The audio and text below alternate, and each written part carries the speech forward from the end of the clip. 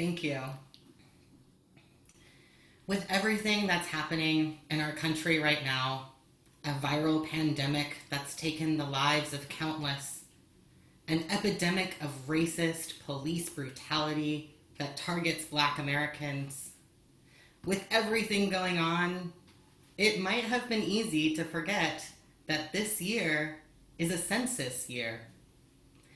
Every 10 years, the U.S. attempts to count all the people living in the country. I've learned a little bit about the census through my partner, Ze'evi. This time last year, Ze'evi and I were summer fellows at Teruah, a Jewish human rights organization that works with clergy. Throughout the fellowship, we both worked at nonprofits in New York City. I worked in housing reform, and Ze'evi worked with the 2020 census.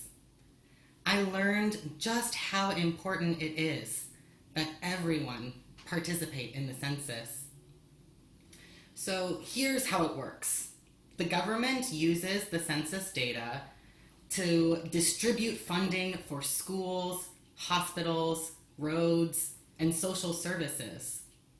It counts how many people live in a certain area and then gives money based on how many people were counted. If people are not counted, their districts don't get funding. Unsurprisingly, poor people and people of color are the most likely to get missed. By not getting counted, their neighborhoods receive less funding. This is one reason why it is so important that everyone be counted.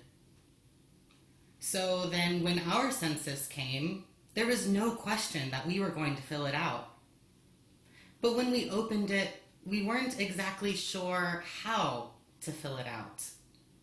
Ze'evi was in the living room filling out the census online. I was in the kitchen making dinner.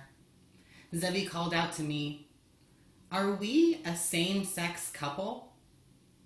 I paused. "What are our options?" I asked back. "Same-sex or not same-sex," they said. I thought for a moment.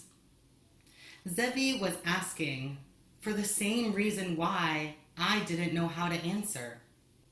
Our queerness encompasses so much more than the binary of same-sex or not same-sex.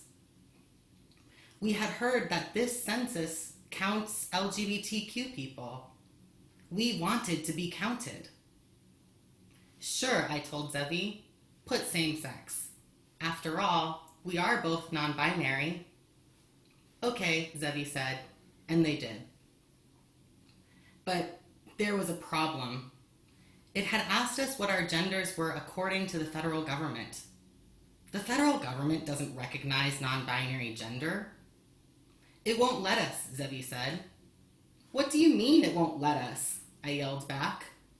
I went over to see for myself. "Error," it said in red letters. It showed us our genders and the relationship status. We had to change one or the other. Which do we give up? The gender I fought to change in court, or our status as a queer couple? According to the census, we are a straight couple. According to the census, we will not count as LGBTQ. And yet everywhere I saw the news, 2020 census counts LGBTQ people. Each time I saw it, it infuriated me more. Am I not LGBTQ? This isn't new. We group people together for convenience. We do belong together in larger community.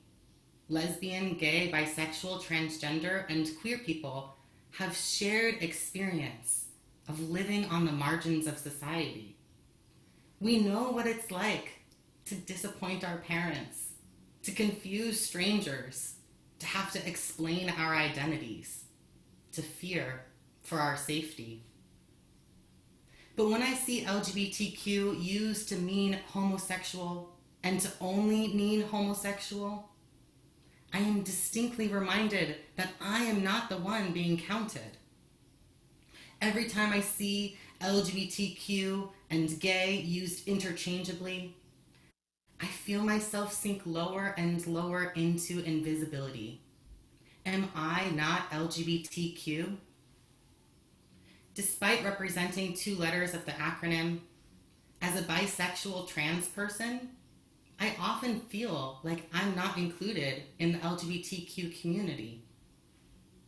Don't get me wrong, it's great that the census is finally including recognition of same-sex couples. This is still a win. But let's be aware of who we're actually counting. We aren't counting LGBTQ people. We're counting same-sex couples. The census also appears in this week's Torah portion in Naso, in the book of Numbers. With this census, God tells Moses to count the Israelite people by the clans of their ancestral houses. Naso is named after the Hebrew word used to represent the act of taking a census. Naso et Rosh B'nai Gershon, God says to Moses, which is translated as, take a census of the Gershonites. But the verb used, naso, actually means to lift up.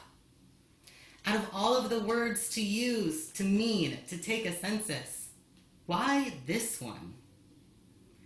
Within our text is an understanding that to count someone is to lift them up, to raise them high, to elevate them for all to see. You lift people up to show honor and respect, to let them know they count. We also see that the Israelites are counted according to their smaller communities. While the census is of the entire Israelite nation, each community is counted separately. And not just the big communities like the Levites, but also the small communities like the Gershonites. Each community is recognized as distinct, and their differences are honored and recorded. Naso et Rosh B'nai Gershon. Let the Gershonites count as a separate community within the larger Israelite community. Trans pride is the lifting up of the trans community. This is our Naso moment. With trans pride, we are counted as a smaller community within a larger community. We are like the Gershonites, being counted within the Israelites. Trans pride gives us a chance to stand out among the crowd, to be honored as distinct, to be lifted up so we can be seen. Trans pride says that we exist, we are valid, and we deserve recognition. But it's hard to feel lifted up in a world that doesn't recognize my existence. In the span of 6 months, I went from only being read as female to only being read as male. It took me 2 years and a move across country to get access to hormones, 2 years of hormone injections to begin to be read as male. But after these years of prepping for transition, the period of time where I was actually read either way was really only 6 months. In 6 months, I had become a completely different person. Who were you 6 months ago? I'm not sure it's possible to express the identity whiplash you feel when society abruptly changes the way it interacts with you. I knew people would treat me differently, but I thought it would take longer. What was most difficult was that as soon as society saw me as male, that was all I was. I may be short, curvy, high-voiced, no brow bone or Adam's apple, but society still sees me as a man. Effeminate, but still a man. To most people, my gender ambiguity reads as gay, not as genderqueer or trans. But I'm not really gay, and I'm not really a man. My trans identity is integral to who I am. My gender is inherently queer. I may use he, him pronouns, but I'm not like most people that do. I have very little experience of what it's like to live as a man, and I have zero experience of what it's like to live as a boy. I do know what it's like to experience the world as a young girl and as a young woman. I know what it's like to experience sexism. More than that, I've experienced the vacuum of sexism, the sudden absence of sexism, the glaringly obvious reversals of behavior, revealing exactly how many ways men are privileged in society. I have lived through so many of the experiences that women often go through. I'm a survivor of sexual and emotional abuse. I was hospitalized for an eating disorder. I went on birth control to help with painful periods. I still plan on becoming pregnant and giving birth. And yet to most people, I'm just another man. It doesn't lift me up to see me as the same as cis men. I'm not the same as cis men, and I will never be. On this trans Shabbat, let's consider, what does it mean to be counted? Who is counted, and how? Who is not counted? My request to you, please don't let the T in LGBTQ be silenced. When you say LGBTQ, please remember that every letter is a distinct community within the community, and we all deserve to count. Please, naso otanu, see us, count us, lift us up. I wanted to close with blessings from me and Ze'evi. The priestly benediction, our oldest blessing, is also found in this week's Torah portion, and we also see the same verb, to lift up, used in this blessing. Since Hebrew is a gendered language, it can be hard for non-binary and trans people to feel comfortable using it. The Non-Binary Hebrew Project was created for this reason. There may be trans people watching who have never heard a blessing in Hebrew specifically for people like us. Ze'evi and I offer you this priestly benediction written in the non-binary Hebrew, which Ze'evi has so beautifully put to music.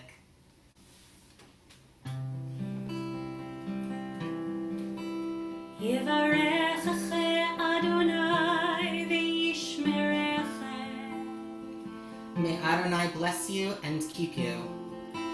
Ya'er Adonai panav elecha v'yichunekeh. May Adonai shine light upon you and be gracious to you. Yisa Adonai panav elechem v'yasem lechem shalom. May Adonai bestow favor upon you and grant you peace. I also want to give you a personal blessing to all of the trans people praying with us. You are valid. You are important. And you also deserve to feel pride. My blessing to you. May you be lifted up by those in your community. May you always feel seen and recognized, and may you always know that you count.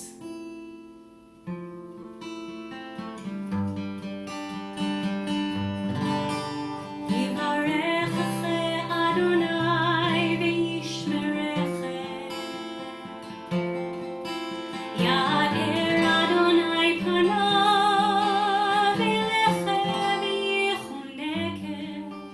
Yisrael.